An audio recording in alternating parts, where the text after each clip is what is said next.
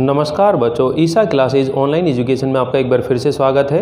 देखिए बच्चों, 10th class RBSE board में हम 13वां चैप्टर है जिसका नाम है स्त्री शिक्षा के विरोधी कुतर्कों का खंडन। ये महावीर प्रसाद जी के द्वारा लिखा हुआ एक निबंध है और इसके अंदर ऐसे लोग जो स्त्री शिक्षा का विरोध करते हैं और स्त्री शिक्षा के विरोध में वो अपने जो तर्क देते हैं, उन तर्कों का महावीर प्रसाद जी ने बहुत ही अच्छे ढंग से उनका खंडन किया है और ये कहा है कि जिस तरह पुरुष की शिक्षा आज वर्तमान समय में अनिवार्य रूप से होनी चाहिए, उसी तरह शिक्षा स्त्रियों के लिए भी होनी चाहिए। स्त्रियों की शिक्षा में भी ऐसी व्यवस्था होनी चाहिए कि स्त्रियों के लिए भी शिक्षा की उचित व्यवस्था की जा सके।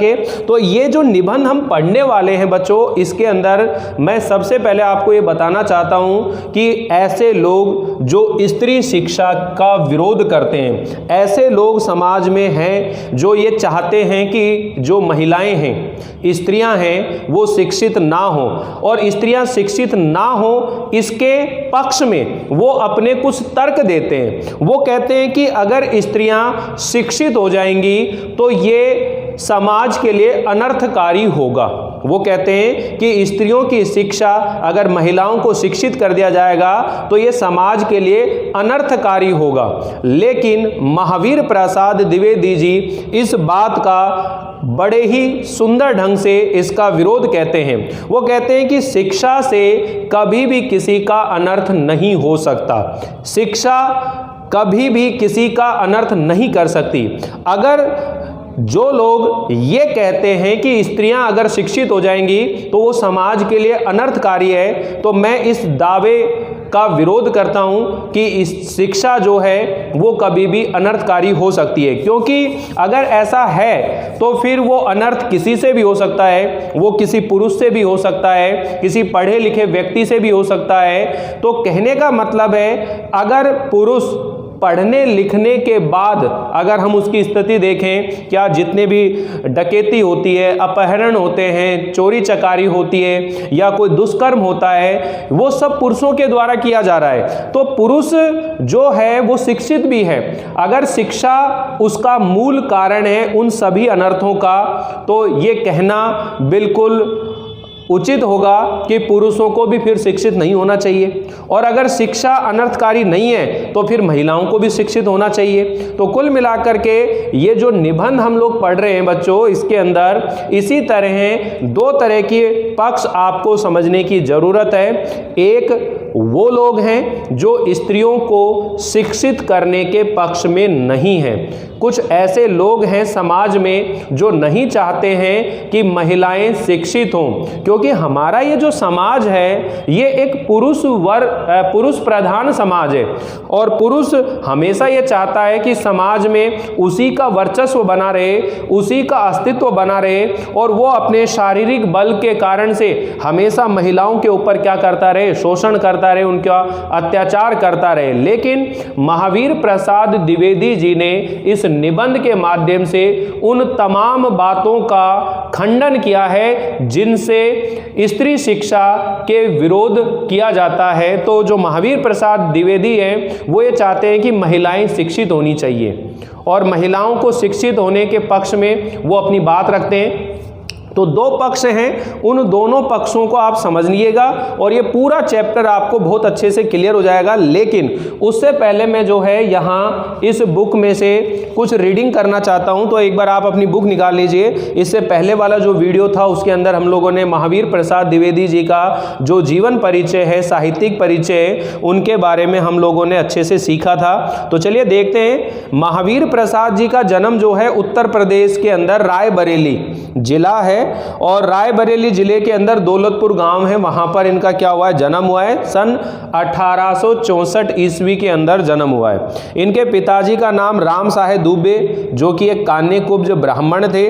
पारिवारिक आर्थिक स्थिति अच्छी ना होने के कारण स्कूली शिक्षा पूर्ण करके और इन्होंने रेलवे के अंदर क्या कर ली थी, नौकरी कर ली थी। लेकिन स्वाभिमानी स्वभाव होने के कारण से द्विवेदी जी ने कुछ समय बाद ही रेलवे से इस्तीफा दे दिया और सन 1903 से 1920 ईस्वी तक सरस्वती पत्रिका के संपादन कार्य से जुड़े रहे। सन 1938 ईस्वी में महावीर प्रसाद द्विवेदी जी का क्या हो गया, निधन हो गया। तो ये जो जीवन परिचय जो था ये मैंने आप लोगों को पिछले वीडियो के अंदर याद करा दिया था। अगर आप लोग उस वीडियो को देख लेंगे तो फिर ये लेखक परिचय आपको पूरा कंठस्थ याद हो जाएगा, एक भी लाइन ऐसी नहीं होगी जो आप कभी भूल पाओगे। महावीर प्रसाद द्विवेदी जी प्रखर व्यक्तित्व एवं बहुमुखी प्रतिभा के धनी साहित्यकार थे। द्विवेदी जी कवि थे, समालोचक थे, निबंधकार, संपादक, भाषा वैज्ञानिक, इतिहासकार, अर्थशास्त्री आदि विभिन्न रूपों में उभर कर वो सामने आए। इन्होंने 1920 तक सरस्वती के संपादक रहते हुए हिंदी व्याकरण एवं वर्तनी के नियम स्थिर करके हिंदी गद्य की भाषा का परिष्कार किया। द्विवेदी जी ने अपने समकालीन कवियों एवं लेखकों का साहित्य रचना में मार्गदर्शन किया। इसी कारण आधुनिक हिंदी साहित्य के द्वितीय उत्थान, जिसे हम सुधार काल को महावीर प्रसाद द्विवेदी के नाम से भी द्विवेदी युग कहा जाता है। इनके प्रयासों से ही खड़ी बोली काव्य की भाषा के रूप में प्रतिष्ठित हुई है। द्विवेदी जी ने भारतीय जातीय परंपरा का समालोचन दृष्टि से गहन अध्ययन किया एवं प्रासंगिक एवं विवेक सम्मत परंपराओं का समर्थन तथा रूढ़ियों का विरोध किया। इनके लेखन में सरलता है, सुबोधता एवं परिनिष्ठता के गुण झलकते हैं। ठीक है, इनकी कुछ रचनाएं हैं जो मैंने आपको बता दिया। काव्य मंजूषा, सुमन, अबला विलाप, कान्यकुब्ज, कविता कलाप, ये काव्य हैं। अद्भुत आलाप, संपत्ति शास्त्र, महिला मोद, रसज्ञ रंजन, साहित्य शिखर, ये गद्य संग्रह हैं। तो आज ये जो निबंध पढ़ रहे हैं ये इनके कौन से संग्रह से लिया गया है, महिला मोद, ये ध्यान रखना, महिला मोद संग्रह से लिया गया है। इनकी अनुदित रचनाएं कौन सी हैं, एक तो विनय विनोद, स्नेह माला, ऋतु तरंगिनी, ये पद भाग में लिखी है, और भामिनी विलास, रघुवंश, वैणी, संघार, बेकन विचार, रत्नावली और स्वाधीनता, ये गद्य में लिखी हुई हैं। इस तरह इन्होंने कई रचनाओं का अनुवाद किया है। अब परिचय समझिए, पाठ परिचय। प्रस्तुत निबंध द्विवेदी जी के महिला मोद शीर्षक निबंध से संग्रह से लिया गया है। ये निबंध पहली बार सितंबर 1914 में सरस्वती पत्रिका में पढ़े लिखों का पांडित्य शीर्षक से प्रकाशित हुआ था। अब आप ये ध्यान रखिएगा, ये जो ऑब्जेक्टिव टाइप के प्रश्न हैं या जो एक लाइन के प्रश्न हैं उसमें आपसे पूछा जा सकता है कि ये जो निबंध था पहली बार कौन से सन में प्रकाशित हुआ। तो सन 1914 ईस्वी में, 1914 ईस्वी में, ठीक है। और ये सरस्वती जो पत्रिका थी उसके अंदर प्रकाशित हुआ था।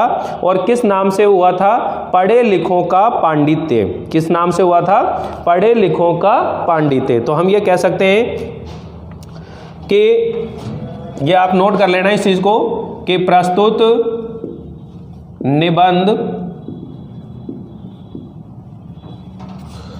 द्विवेदी जी के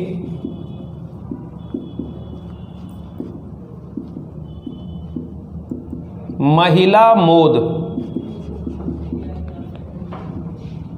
संग्रह से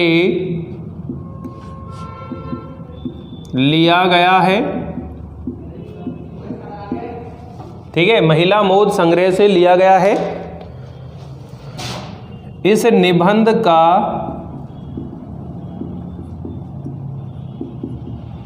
पहली बार प्रकाशन सन 1914 ईस्वी में सरस्वती पत्रिका में पढ़े लिखों का पांडित्य,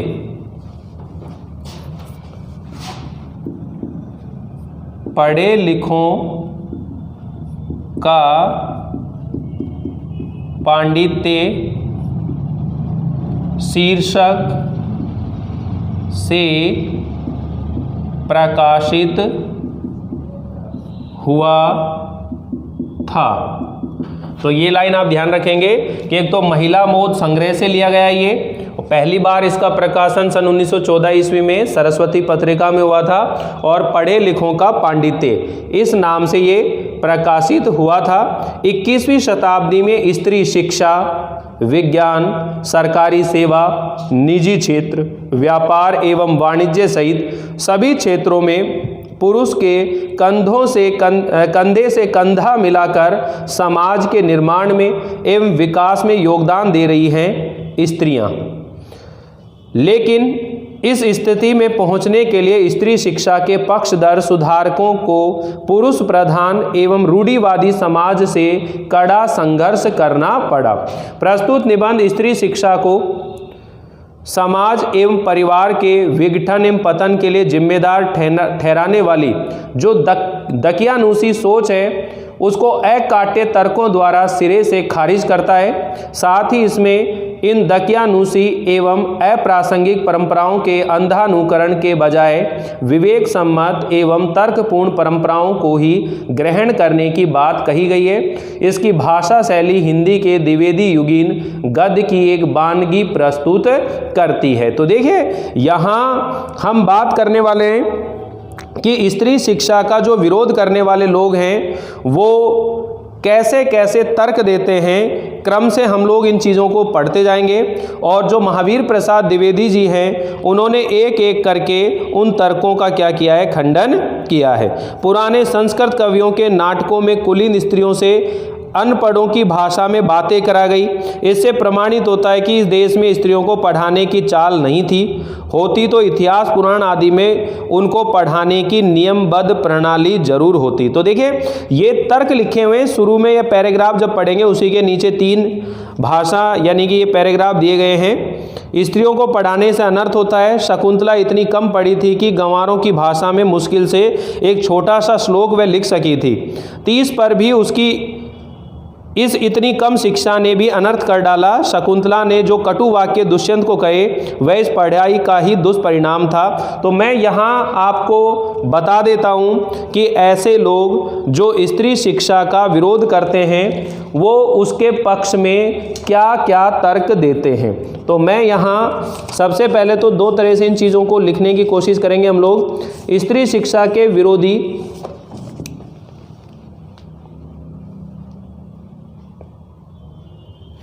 ठीक है, यहां लिख देते हूं स्त्री शिक्षा के विरोधी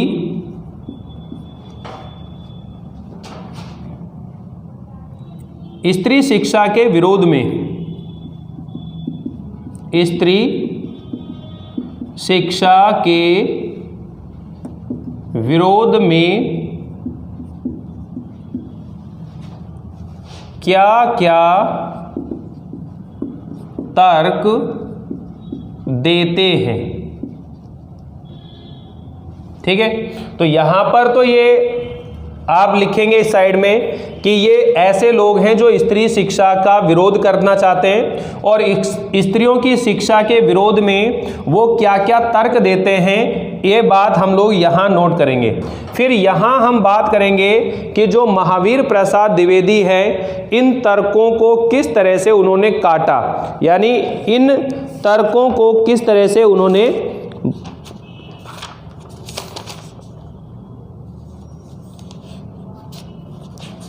तो एक साइड हम लिख देते हैं द्विवेदी जी ने स्त्री शिक्षा के समर्थन में कौन कौन से तर्क दिए। यहां इस साइड में लिख लेते हैं द्विवेदी जी ने स्त्री शिक्षा के समर्थन में क्या क्या तर्क दिए हैं। तो ये 2 चीज आपके सामने आ रही है बच्चों। यहां इस निबंध को पढ़ने का या इसे याद करने का इससे बढ़िया तरीका नहीं हो सकता कोई भी। यहाँ हम इस पूरे निबंध को ही एक अच्छे से तरीके से याद रख लेंगे। तो सबसे पहली बात हम यहाँ से शुरू करते हैं कि जो स्त्री शिक्षा के विरोधी हैं वो स्त्री शिक्षा के विरोध में क्या तर्क देते हैं। तो उनके द्वारा जो तर्क दिया जाता है वो पहला तर्क ये है कि स्त्रियों को पढ़ाने से उसका गृह सुख नाश हो जाता है। तो मैं यहाँ ये जो बुक है इसी की लैंग्वेज आपके सामने लिख देता हूँ। और जिनका पेशा कुशिक्षितों को शिक्षित करना, तो ये पहला तर्क देते हैं कि पुराने संस्कृत कवियों के नाटकों में कुलीन स्त्रियों से अनपढ़ों की भाषा में बातें कराई गई। इससे ये प्रमाणित है कि इस देश में स्त्रियों को पढ़ाने की परंपरा नहीं थी। अगर होती तो इतिहास पुराण आदि में उनको पढ़ाने की नियमबद्ध प्रणाली जरूर लिखी जाती। तो यहाँ मैं नोट करता जाऊँगा, एक बार आप बुक निकाल लीजिए, इस चैप्टर की भी शुरुआत कर लेते हैं, रीड भी करते चलते हैं और साथ ही साथ हम लोग यहाँ पर इन चीज़ों को नोट करते चलेंगे इसी तरह से, और ये आपके एक शॉर्ट नोट्स तैयार हो जाएंगे। बड़े शौक की बात है, आजकल भी ऐसे लोग विद्यमान हैं जो स्त्रियों को पढ़ाना उनके और गृह सुख के नाश का कारण समझते हैं। तो पहला तो तर्क यही है कि समाज में कुछ लोग ऐसे हैं जो स्त्रियों को पढ़ाना नहीं चाहते हैं। वो ये मानते हैं कि स्त्रियों को पढ़ाने से उनका और उनके घर का जो सुख है वो नष्ट हो जाएगा। तो ये पहली बात उन्होंने कही है कि बड़े शौक की बात है, आजकल भी ऐसे लोग विद्यमान हैं जो स्त्रियों को पढ़ाना उनके और गृह सुख के नाश का कारण समझते हैं। और लोग भी ऐसे वैसे नहीं हैं, वो सुशिक्षित लोग, ऐसे लोग जिन्होंने बड़े बड़े स्कूलों और शायद कॉलेजों में भी शिक्षा पाई है, जो धर्मशास्त्र और संस्कृत के ग्रंथ साहित्य से परिचय रखते हैं और जिनका पेशा, जिनका व्यवसाय कुशिक्षितों को शिक्षित करना है, कुमार्गगामियों को, गलत रास्ते पर चलने वालों को सुमार्गगामी बनाना है, अच्छे रास्ते पर वापस लाना है और अधार्मिकों को धर्म तत्व समझाना है। उनकी दलीलें सुन लीजिए आप लोग। मतलब समाज में ऐसे ऐसे लोग जो स्वयं बड़े बड़े स्कूलों में, कॉलेजों में पढ़े हुए हैं, जिनका काम है कि जो कुशिक्षित है उनको सुशिक्षित करना, जो अधर्म के मार्ग पर चल रहा है उसे धर्म के मार्ग पर लाना। ऐसे लोग कौन हैं? यानी समाज में पढ़े लिखे वर्ग का पुरुष भी ये नहीं चाहता है कि महिलाओं को शिक्षित होना चाहिए। कितने ही आप धर्म गुरु देख लीजिए, कितने ही आप बड़े बड़े पद अधिकारी देख लीजिए, उनकी जो संकीर्ण सोच है वो उनसे बात करके ही पता चल जाती है। समाज में आज भी बहुत से लोग ऐसा हैं जो ये मानते हैं कि महिलाओं को शिक्षित करने से उनके घर की जो सुख शांति है वो नष्ट हो जाती है, इसलिए महिलाओं को तो कम से कम पढ़ाना चाहिए, ऐसा वो लोग मानते हैं। और महिलाओं की शिक्षा के विरोध में वो क्या क्या तर्क देते हैं, तो ये पहला तर्क तो समझ में आ गया कि वो ये मानते हैं कि महिलाएं अगर शिक्षित होंगी तो उनका और उनके घर के सुख का क्या हो जाएगा? नाश हो जाएगा। समझ में आई? फिर हम बात कर रहे हैं, देखिए क्या क्या तर्क दे रहे हैं कि पुराने संस्कृत कवियों के नाटकों में कुलीन स्त्रियों से अनपढ़ों की भाषा में बातें कराई गई। वो कहते हैं, देखो तर्क देते हैं कि पुराने संस्कृत कवियों के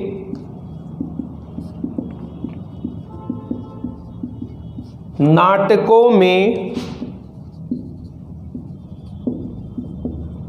कुलीन स्त्रियों यानी ऊंचे घराने की जो स्त्रियां थी, स्त्रियों से अपढ़ का मतलब है अनपढ़ों की भाषा में बातें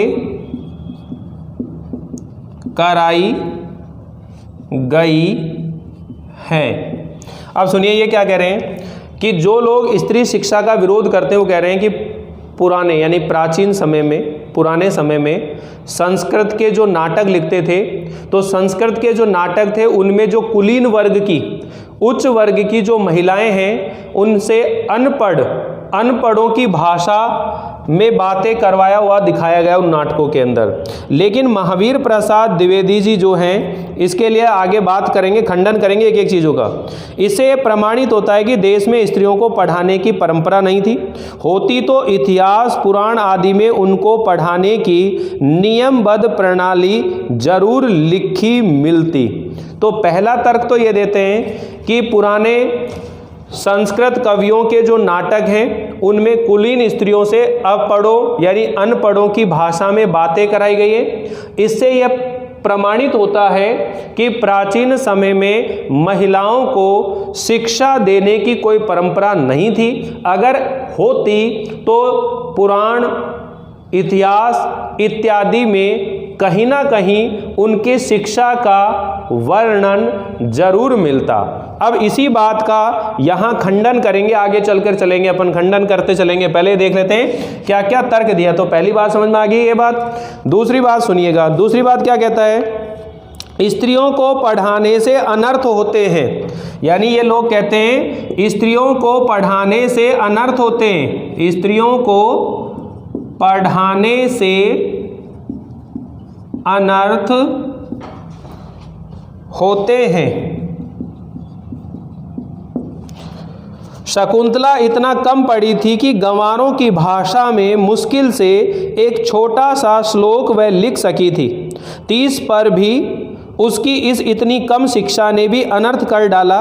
शकुंतला ने जो कटु वाक्य दुष्यंत को कहे वह इस पढ़ाई का ही दुष्परिणाम था। देखिए, दुष्यंत और शकुंतला ये नाटक है कालिदास जी के द्वारा लिखा हुआ है, अभिज्ञान शाकुंतलम। उस अभिज्ञान शाकुंतलम के अंदर राजा दुष्यंत और जो शकुंतला है उन दोनों के बीच में प्रेम विवाह होता है, गंधर्व विवाह होता है। और एक किसी घटना के कारण से राजा दुष्यंत जो हैं शकुंतला को भूल जाते हैं एक तरह से। उनको एक अंगूठी होती है, वो अंगूठी की वजह से वो याद आते हैं, लेकिन जो शकुंतला होती है उसकी वो अंगूठी कहीं गुम हो जाती है। तो इस वजह से राजा दुष्यंत उसको पहचान नहीं पाते हैं। और राजा दुष्यंत उसे पहचान नहीं पाते हैं तो जो शकुंतला है उसे कई वर्षों तक अकेला जीवन यापन करना पड़ा था। और वो महर्षि मारीची के आश्रम में रहती है और वहीं पर उसे एक पुत्र का जन्म भी होता है। तो कहने का मतलब है कि राजा दुष्यंत ने उसे ऐसी स्थिति में अकेला छोड़कर चला गया था। तो शकुंतला ने राजा दुष्यंत को जो बातें कही वो उसका एक स्वाभाविक क्रोध था, उसमें शिक्षा का कोई मतलब नहीं था। लेकिन जो स्त्री शिक्षा के विरोधी लोग हैं वो ये कहते हैं कि शिक्षा जो है स्त्रियों को पढ़ाने से हमेशा अनर्थ होता है। जैसे शकुंतला जो है यद्यपि बहुत कम पढ़ी थी लेकिन फिर भी उसने कितना अनर्थकारी वाक्य उन्होंने दुष्यंत से कहा। तो उन्होंने दुष्यंत से जो वाक्य कहे, कटु शब्द बोले, वो उसके अनपढ़ होने की निशानी है, ऐसा वो कहते हैं। अब देखिए, सीता जी है, मान लो सीता जी ने अग्नि परीक्षा दी और भगवान रामचंद्र जी ने फिर भी उसे छोड़ दिया। तो जो सीता जी हैं क्या उनको क्रोध नहीं आएगा उनके ऊपर? और क्रोध में आकर अगर वो कोई बात अपने पति से कह दें तो इसका मतलब ये है कि वो अपने शिक्षित होने की वजह से ऐसा कह रही है।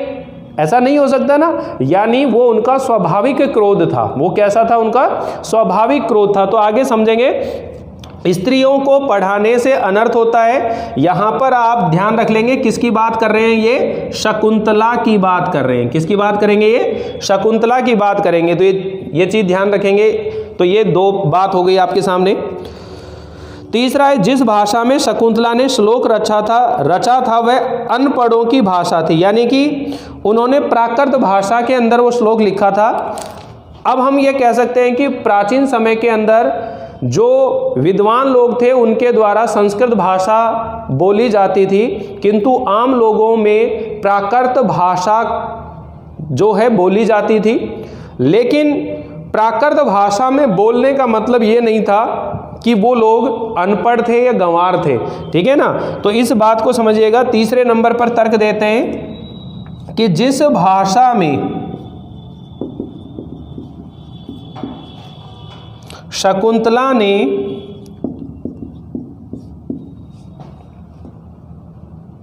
श्लोक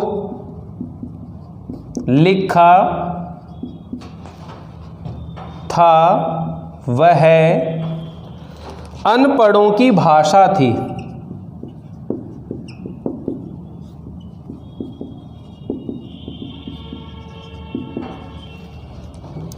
इसलिए नागरिकों की भाषा की बात तो दूर रही, अनपढ़ गंवारों की भी भाषा पढ़ाना स्त्रियों को बर्बाद करना है। यानी कि अनपढ़ गंवारों की अगर भाषा भी स्त्रियों को पढ़ाई जाती है तो ये स्त्रियों को स्त्रियों को बर्बाद करना ही है। इस तरह की दलीलों का सबसे अधिक प्रभावशाली उत्तर उपेक्षा ही है, तथापि हम 2-4 बातें लिख देते हैं। अब देखिए, ये इन सभी तर्कों का विरोध करते हैं, ठीक है। ये स्त्री शिक्षा के विरोध में तर्क देते हैं। क्या क्या तर्क दे रहे हैं? ये तर्क दे रहे हैं, आपके सामने तर्क लिख दिए मैंने। इसी को अपन थोड़ा सा विस्तार से एक पैराग्राफ में भी लिख सकते हैं कि क्या क्या तर्क वो देते हैं। समाज में रूढ़िवादी एवं पुरुष वर्ग का वर्चस्व बनाए रखने के जो पक्षधर लोग हैं वो स्त्री शिक्षा का विरोध करते हैं। समाज में पुरानी परंपराओं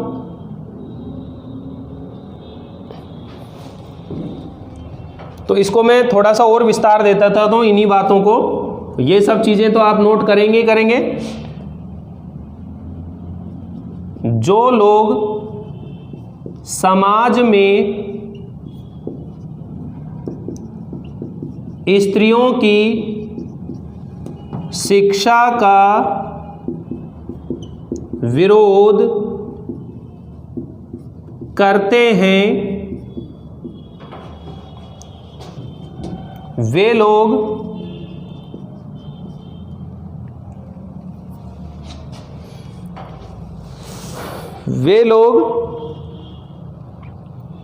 समाज में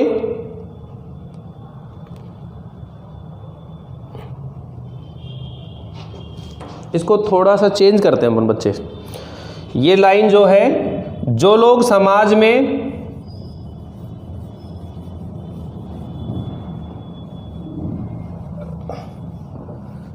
चलिए ध्यान सुनो इसको। जो लोग समाज में पुरानी परंपराओं एवं पुरुष वर्ग का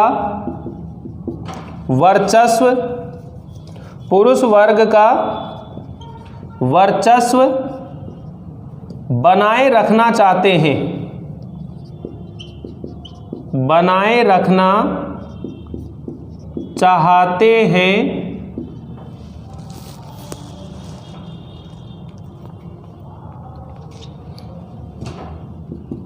वे लोग स्त्री शिक्षा का विरोध करते हैं। वे लोग स्त्री शिक्षा का विरोध करते हैं।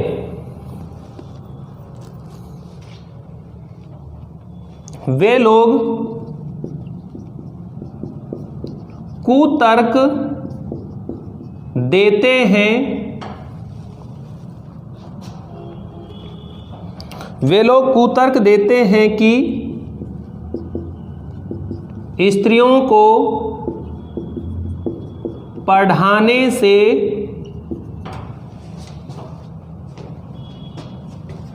उसका और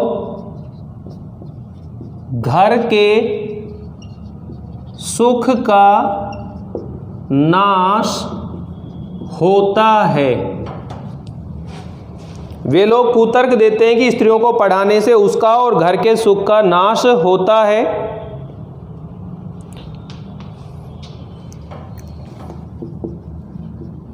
स्त्रियों को पढ़ाना अनर्थकारी होता है।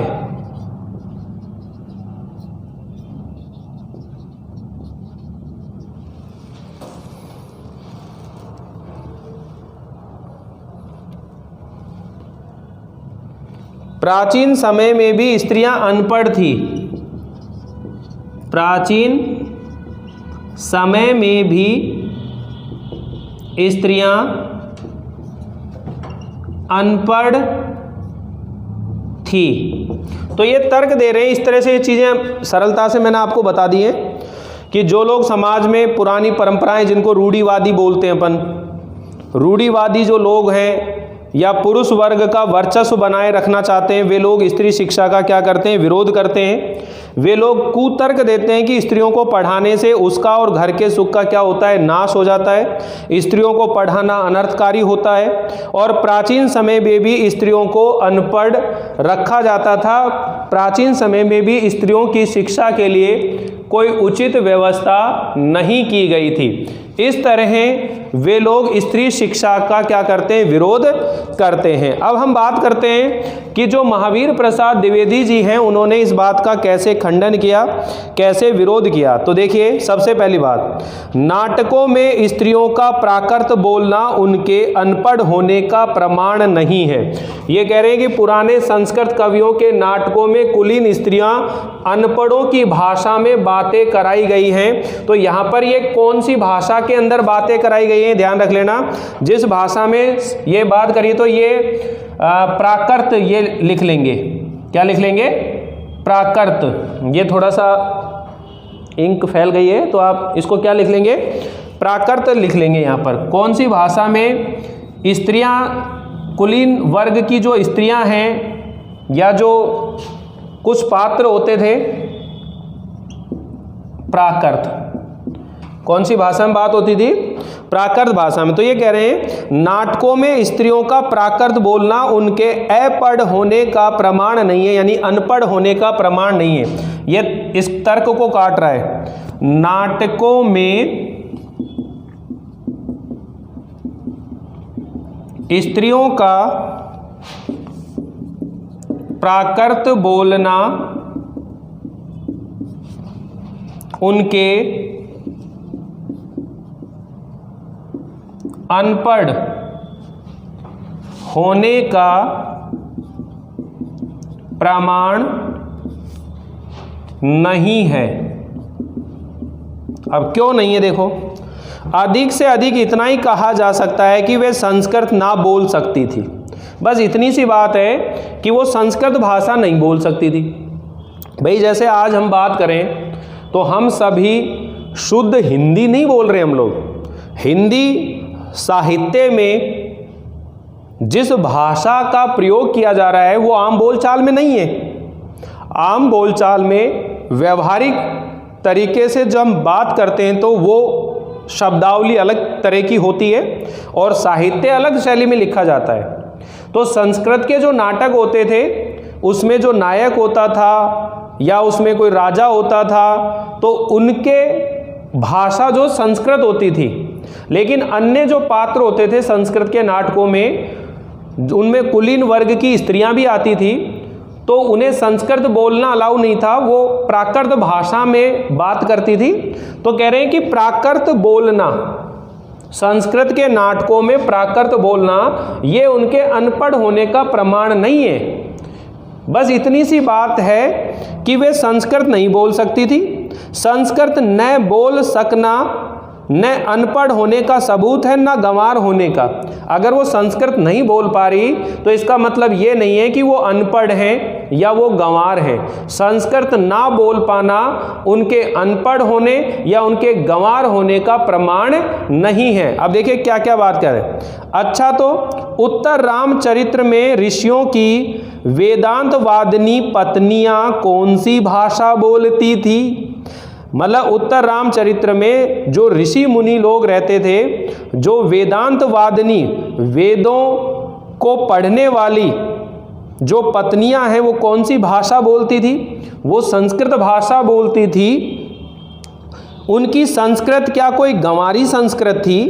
भवभूति और कालिदास आदि के नाटक जिस जमाने के हैं उस जमाने में शिक्षितों का समस्त समुदाय संस्कृत ही बोलता था। इसका प्रमाण पहले कोई दे ले तब प्राकृत बोलने वाली स्त्रियों को अनपढ़ बताने का साहस करें।